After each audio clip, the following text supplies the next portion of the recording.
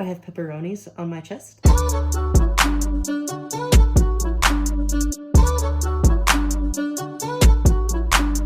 Yo, what's up you guys? Welcome back to my channel. My name is Sam and I'm female to male transgender, 4 years on testosterone and 3 years post-op top surgery. And today, that is what we're going to be talking about and what went wrong with my top surgery and my 2-year long ass journey that I have been so fortunate to experience. Yay. For those of you that don't know what top surgery is, it's basically the sculpting of the chest. It's basically the surgery that trans people have to have a masculine chest. So you basically chop off the chesticles and away they go, and you have like a masculine, manly looking chest. That's a really weird way to describe it, but you get the point. I don't want to scare people away also from getting top surgery because it's a fantastic thing. It is really a great experience. Obviously, it's like a huge step in matching bodies with minds, which is the whole problem with being transgender. I was just a weird anomaly. Like, all of my surgeons were like, I've never seen this before and I don't know how to fix it, so. Don't be freaked out, you'll be fine. I'm just the weirdo in the corner. Okay, so let's get into story time. So basically, I had my surgery on May 24th of 2016, and it was a great surgeon. Funnily enough, he had actually never done top surgeries before. Sam, why would you go with him? Well, here's the thing. He had the least wait time, and I had to choose out of very specific doctors. He had like 20 years of experience of breast reductions, which are pretty darn similar. I met with him, I talked to him, and he seemed really comfortable and confident, and I was happy with him, so I was like, okay, cool. So his name is Dr. Simons in Kaiser in San Francisco. I got there, everything was great. My original surgery was awesome. I had a great experience. I had good people there. My mom even like flew up from San Diego to be there with me. The nurses were great. Kaiser was great. My surgeon was great. Everything was great. My surgery actually took like a whole 5 hours. It normally takes about 2 to 3 hours, which I appreciate. I'd rather it take longer and you be way more meticulous than like and then like you're done in an hour, you know what I mean? So I woke up all drugged up and everyone was so sweet. They were like, oh, it went so well. I was like, sweet. And I went home, I recovered, I got my drains out, and then that's kind of when you see your chest for the first time. And I was like, oh, this looks so good. You know, like just not having anything there was the goal, and that was just so awesome and weird to see. Then a couple days later, I go in for my checkup. I had already thought what he was saying, but I was just like, it'll get better with time or whatever. So I walk into the checkup. First thing he says when I take off my shirt, he was like, Oh, okay. That's not something you want to hear from your surgeon. I was like, what? Oh, what was that? What? Everything good? What's going on, dude? And he was like, No, it's all good. It's just, they've grown a little bit. What's grown? My chest? My nipples? What's happening? He's like, you know what? I think it'll be fine when it like starts to de-swell and it heals. Just give it time. All of the checkups, let's just like see how it goes. Okay. Basically what happened was my nipples, as a female, were normal size, average size. So say they were like this, right? This is not the actual size. Say they were like this. Then when I got top surgery, normally you'd want to get it like this, right? But mine were like this. And I was like, why do I have pepperonis on my chest? He was like, this is really strange. I've never seen this or heard of this. So whatever, I was being optimistic. I was like, okay, you know what? I don't have breasts anymore. I'm happy, I'm good.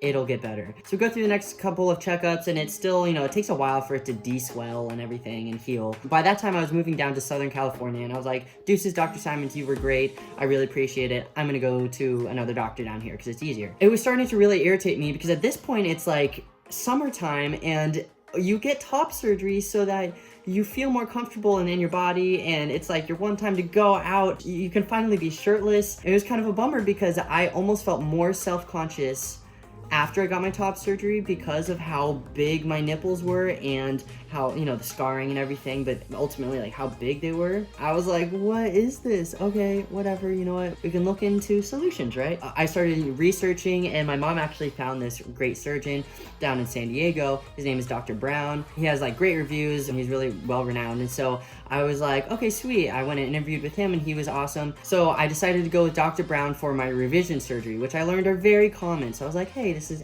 no big deal. I had like extra breast tissue, and I decided to get some liposuction for like male sculpting, which is also very normal, which I learned then too. But the thing with Dr. Brown was he was like, let's just wait a bit more, like 6 more months, let everything really calm down and heal, and then we can more accurately do this. And I was like, okay. So this is now almost a year later after my original top surgery, in March of 2017. I go in and I get my surgeries done and it all goes really well. It was kind of freaky because it was like local anesthesia, so I wasn't like under, but I was on a lot of drugs, so I couldn't really feel anything, but I kind of could. Weird. Everything went well, and I come back for checkup and he was like, what is with that response? These suckers really like to grow. I've never seen this before. This is kind of an anomaly. Why? So basically my areolas really like to stretch the fuck out. And they were like this after my first top surgery. Now what he did was scrunch them down and then they stretch back out. So it's not quite as big, but still bigger than what you would want. So he said, you know what, let's just revisit this in 6 months when everything has deswelled, healed, and we can do another revision and try and get that sucker down again. and I was like, let's freaking do it. By this time I'm starting to get kind of exhausted because it's now a year and like 3 months post-op my original top surgery, and I'm like, oh my gosh, I just wanted one and done, but that's fine. So now this is 6 months after, in September of 2017. I go in, I'm like, okay, this has gotta freaking work because I'm gonna go crazy, so let's do it, doc. And he was like, let's do it. so I go in and the whole surgery goes well and I recover. I come back for checkups and he was like, dude, I don't know. and I'm like, what? They grew again. So to catch you up on the rundown, female, OG top surgery, first revision, second revision, this is where I want to be. What the hell? So he was like, you know what, I don't suggest doing it again. If the temporary sutures won't work, the permanent won't probably either. so he suggested I go to get IPL, which is basically like this laser treatment that you do for scars. And he said to get that because the areolas were stretching, right? But then the scars on top of that were stretching, making it look even larger, like extra, extra, extra large. I have to wait a bit to get this IPL. So at this point, it is 2 years post-op and I do like 3 to 4 treatments and I'm just tired, guys. Like, it's tiring to go through all this physically, mentally, and emotionally. The IPL did work, but I was just so tired, guys. The IPL kind of hurt. Just the fear of it hurting was tiring, and just literally having like my 18,000th surgery on the same problem, I was drained. I was like, all right, I need to tap out. Like, this is too much. I'm taking a break. So now I've reached a point where my nipples, I think, passed. They look much better than they did before. They're still much larger than I would have wanted, especially if you're trying to get them surgically sized. But I'm just working on self-love at this point, and I do think I'm like reaching a point where I am a lot more okay with how they are. But boy, has it been a journey. And I guess the moral of the story is my nips like to just freaking grow, guys. I don't know. I even emailed other doctors across the nation that were highly renowned, and they all said that they would have done the same thing as him, and if it didn't work, it probably wouldn't work with them. And I was like, why?